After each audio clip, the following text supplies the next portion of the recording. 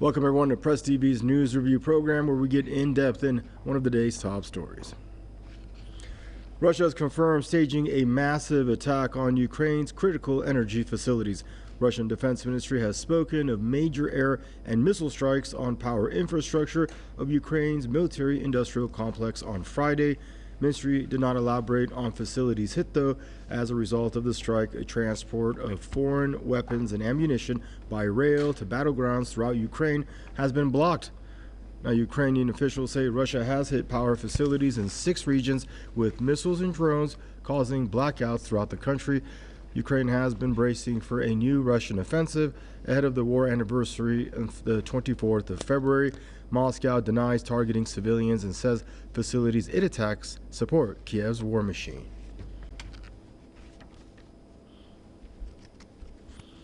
Joining us now for the program is Matthew Ehret, a political analyst, joining us from Montreal, and Marcia Baker, co-editor, joining us from co-editor at EIR News Service, joining us from Washington, D.C. Hello, and I'd like to welcome you both to the program. Ms. Baker, we're going to start with you. We saw the Ukrainian President Vladimir Zelensky approach the Europeans the last few days, asking for fighter jets, and we know he's just been pledged a whole bunch of tanks. I mean, obviously, this is going to get a rise out of the Russians that see the Ukrainians are digging themselves and NATO into this thing for a protracted war. Well, yes. What's happening in Ukraine is obviously not a sports match that's has scheduled regular games.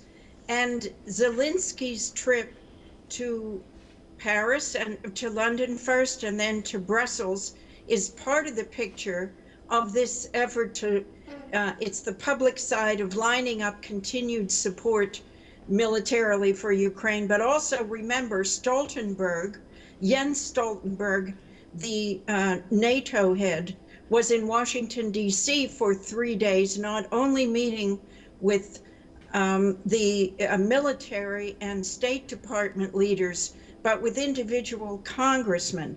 But as I say, this cannot go on. There are 2 directionalities here. One is going to be provocation that could end up in nuclear war. And secondly, the opposite of that would be, even though it seems impossible, the beginning of negotiations and peace talks.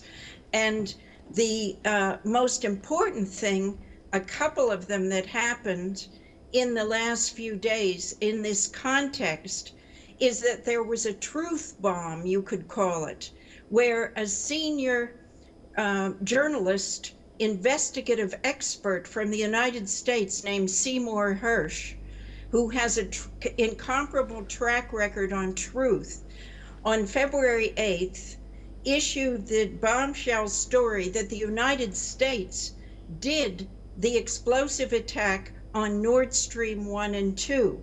This has already appeared in the Bundestag yesterday on February 10th.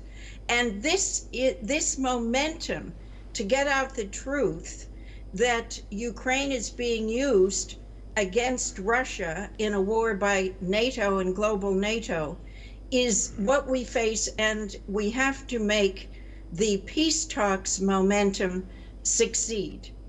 Thank you, Ms. Baker. And Mr. Matthew Ehret joining us from Montreal. Welcome to the program. Hope you're doing well, Matthew. Your initial thoughts. I mean, Matthew, if you think about the tanks that have been pledged to Kiev, let's say they match up to a couple hundred, let's say even 500, that would be a fraction of the tanks that the Russians have. If they gave them as many F-16s as they want tomorrow, it would be nothing compared, anything that the West gives Ukraine in increments of a dozen or 2 dozen or 100 or 200, it pales in comparison to the magnitude of arsenal that the Russians have. So what is the point of keeping Ukraine in this fight? I think listening to the remarks by Ray McGovern and Gilbert Doctorow recently, there does seem to be an intention right now to, on the one hand, extract as much money as possible for the military-industrial complex, but on the deeper level to try to push a crisis to the point of a breaking point of nuclear brinksmanship. Obviously, it is understood that Russia can and is destroying everything that is being thrown at them, including the recent railroad infrastructure that is being used for supply lines from Poland, Romania, and the broader West to supply the weapons needed for Ukraine to carry out their insane war, which cannot be won. Zelensky has been told by his handlers, and he does have handlers, he's not really a sovereign entity, that you're not allowed, and you're actually supposed to put rules in place to prevent any dialogue with your Russian counterparts, which Zelensky recently did. There's been efforts to sabotage any attempts at having an honest dialogue going back to Boris Johnson's original April visit to Zelensky. So I think they're trying to force, in the one hand, the collective West, whatever that is, has been used to has used up all of their cards. They really only have nuclear weapons at this point. And part of the psychology, as absurd as it is from some factions, is to try to bring about a crisis and then try to force their terms onto Russia. That is not happening. The reality of the situation is that Russia has created an alliance with many nations that want to survive, including China, Iran, and many others.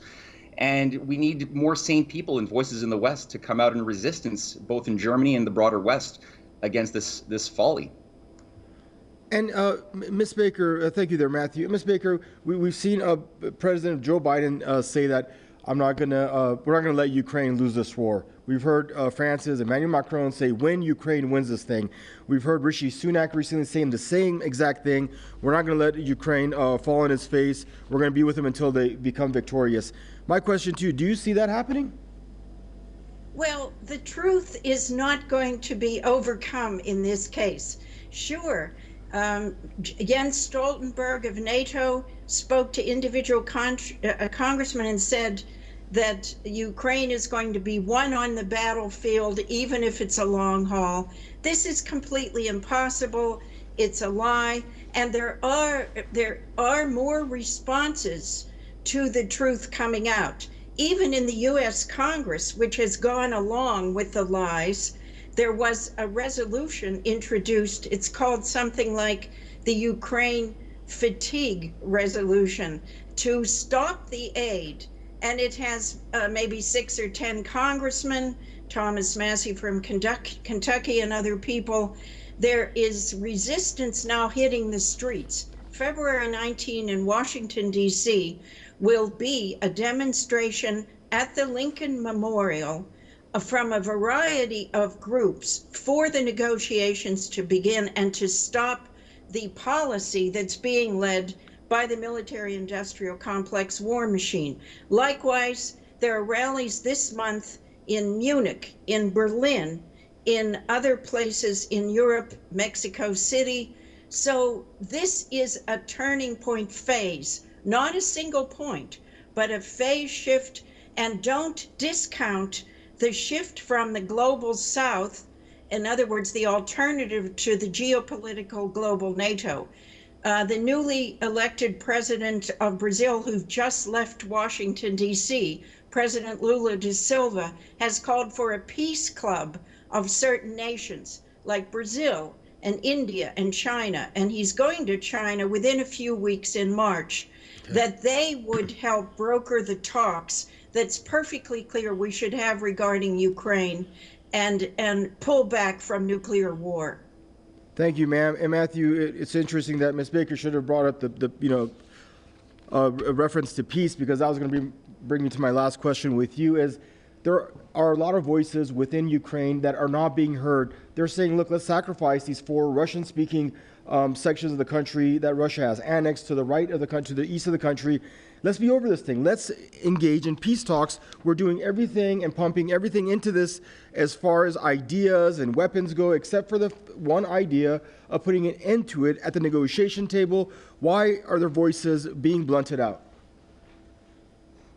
Well, I think we had seen this early on, where one of the lead negotiators representing the Kiev side back in March, who had made a lot of efforts to advance successfully a real deliberative process to put an end to this very early on, ended up assassinated days after returning back to Kiev. That you have Western-directed operatives who are, part of a legacy of unresolved issues of fascism in World War II that were cultivated over several generations that now make up sort of a zombified, romanticized Nazi cult. which is very deeply embedded as fifth columnist throughout the entirety of the Kiev administration, military especially, but also the civil service, which are receiving orders and commands by and large from Western handlers. So I think you have this problem of a captured state, one of the most captured states in a community of Western captured states, including Germany itself, as we've discovered increasingly, which doesn't have real sovereignty. There's 40,000 U.S. troops still operating in Germany, managing much of the policy militarily of Germany that will soon become the third biggest world military power, according to current policy.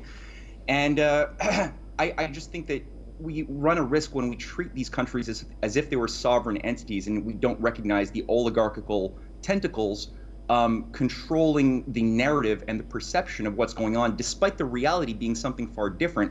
And as the previous speaker just pointed out, there is an increasing loud fervor for avoiding World War III, both within Germany, within the Die Linke party, but also within the United States. The former Defense Secretary Chris Miller just came out with a remarkable statement as well, calling for an end to this anti-Russia, anti-China, anti-Iran hostility. So I think this just needs to amplify much, much quicker, but despite that, it is there, and you do have something that is viable. It's just that we're not being told what that is by the mainstream media. Thank you, too. We are out of time. I want to thank you both for joining us on the program. So thank you and stay safe. And viewers, that brings us to the end of your Press TV News Review program. I want to thank Matthew Ehret joining us from Montreal and Marcia Baker joining us from Washington, D.C. And bye-bye for now.